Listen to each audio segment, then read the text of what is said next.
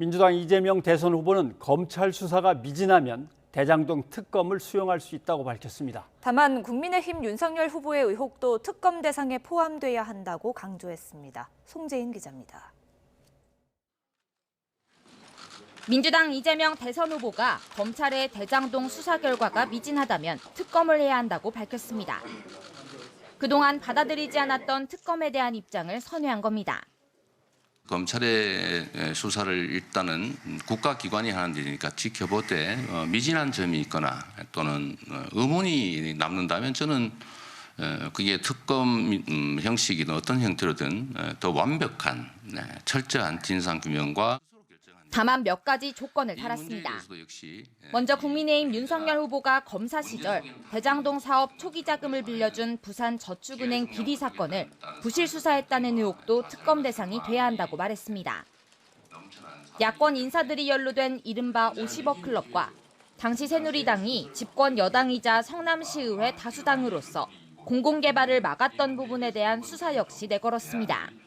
다만 윤 후보의 대장동, 고발사주 의혹 동시 특검 제안은 특검을 핑계로 수사를 피하려는 의도라며 단호히 거부했습니다.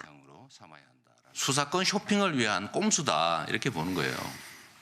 아니 검찰이 지금 본부장 비리는 사실 드러난 게 많지 않습니까? 저에 대해서는 여러분이 직접 한번 얘기를 해보세요. 제가 무슨 문제가 있습니까?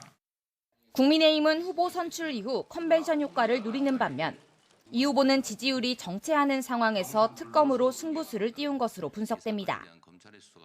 왜 바로 특검을 받진 않느냐는 질문에는 이렇게 답했습니다. 특검 만능주의적 사고를 하시는 것 같습니다. 특검 임명하고 수사 계획 짜고 인력 선발하고 하려면 아마도 서너 달 걸릴 겁니다. 대선 끝납니다. 그러면서 결국 특검을 통해서라도 진실이 드러나면 자신에게 유리할 거라며 자신감을 내비쳤습니다. 유동규 전 본부장을 비롯한 인사 책임에는 부족했다며 다시 한번 사과하면서도 당장 선대위에서 활동하고 있는 정진상 부실장의 통화 논란에 대해선 지나치다고 목소리를 높였습니다. 이에 대해 윤석열 후보는 정확한 내용은 모르겠다면서도 특검 수용은 바람직하다고 짧게 언급했습니다.